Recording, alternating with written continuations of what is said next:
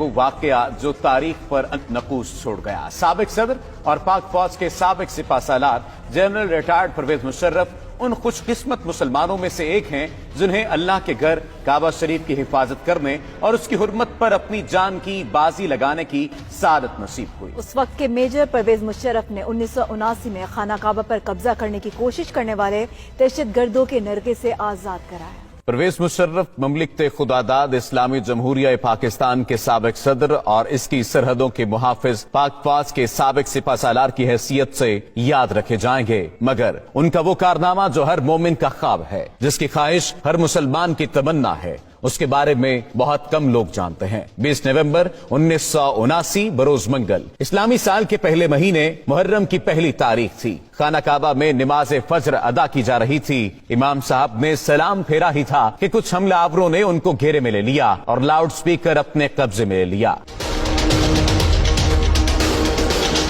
اس وقت حرم شریف میں ہزاروں نمازی موجود تھے۔ حرم شریف کے ان حملہ آوروں کا سرغنہ 27 سالہ محمد بن عبداللہ القحطانی تھا، جس نے 4 سال تک مکہ یونیورسٹی میں اسلامی قانون کی تعلیم حاصل کر رکھی تھی۔ اس نے لاؤڈ سپیکر پر اعلان کیا کہ وہ اس صدی کا امام مہدی ہے، میرے ہاتھ پر سب لوگ بیعت کریں۔ He told a certain person to stand up and called him to the microphone and he said, "O Muslims, this is your Mahdi.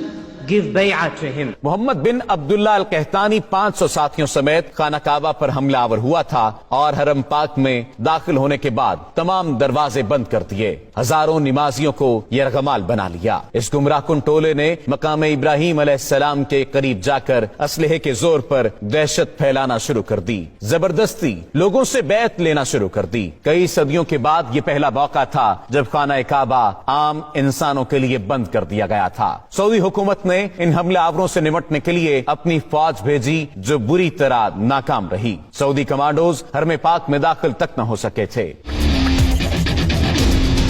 یہ خبر جنگل میں آگ کی طرح پوری دنیا میں پھیل گئی کہ خانہ کعبہ پر دہشت گردوں نے قبضہ کر لیا ہے۔ یہ سن کر مسلم امہ میں غم و غصے کی لہر دوڑ گئی۔ اس وقت خانہ کعبہ کو نقصان پہنچائے بغیر دہشت گردوں کا خاتمہ ممکن نہیں تھا، کیونکہ سعودی فوج ایسی مہارت نہیں رکھتی تھی۔ اس وقت سعودی حکومت کا فرانسیسی حکومت کے ساتھ دفاعی معاہدہ بھی تھا، لیکن فرانسیسی کمانڈوز غیر مسلم ہونے کی وجہ سے خانہ کعبہ میں داخل نہیں ہو سکتے تھے۔ تب سعودی فرمانروا شاہ خالد نے خانہ کعبہ کے دفاع کے لیے پاکستانی حکومت سے رابطہ کیا اور کہا کہ پاک فوج بیت اللہ کا دفاع کرے۔ اس وقت جنرل ضیاء کی حکومت تھی اور پاک فوج تو پہلے ہی بیت اللہ کے تحفظ کے لیے تیار بیٹھی تھی۔ SSG کے کمانڈوز پر مشتمل ایک خصوصی دستہ ترتیب دیا گیا اور اسے حرم پاک کی پاسبانی کے لیے سعودی عرب روانہ کیا گیا۔ SSG کے ان کمانڈوز کی قیادت ایک میجر کو سونپی گئی، اس کا نام میجر پرویز مشرف تھا۔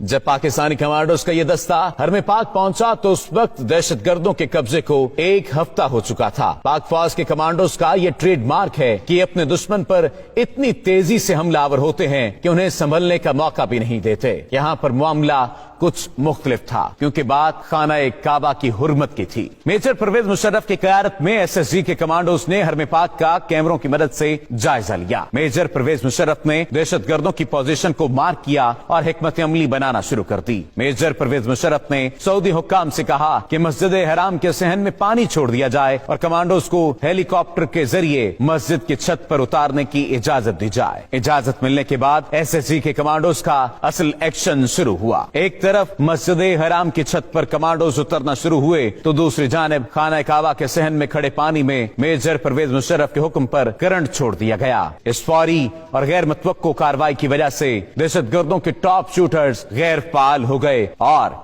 SSG کے کمانڈوز کے سنائپرز نے فضا سے ہی دہشت گردوں کو نشانہ بنانا شروع کر دیا۔ جو ہی SSG کمانڈوز کی پوزیشن مضبوط ہوئی، صحن میں چھوڑی گئی بجلی بند کر دی گئی اور کمانڈوز بجلی کی تیزی کی طرح دہشت گردوں پر جھپٹے، انہیں قابو کر لیا۔ زندہ بچ جانے والے حملہ آوروں کو گرفتار کر لیا گیا۔ دہشت گردوں کا سرغنہ محمد بن عبداللہ القحطانی اسی آپریشن کے دوران پاک فوج کے کمانڈوز کی گولیوں کا نشانہ بن گیا تھا۔ میجر پرویز مشرف کی ذہانت اور SSG کمانڈوز کی دلیری کی وجہ سے से कम नुकसान हुआ और दहशत गर्दों के मजमूम अजाइम को खाक में मिला दिया गया। ये वही मेजर परवेज मुशर्रफ था जो बाद में पाक फौज का सिपा सालार बना और पाकिस्तान के सदर का हुदा भी संभाला। इसी वजह से आज तक सऊदी हुकूमत परवेज मुशर्रफ की इज्जत व तौकीर करती है और उनके लिए खाना काबा का दरवाजा खोला जाता है। सऊदी हुकूमत समेत पूरी मुस्लिम उम्मा परवेज मुशर्रफ की शुजाअत और बहादुरी की गर्वेदा है।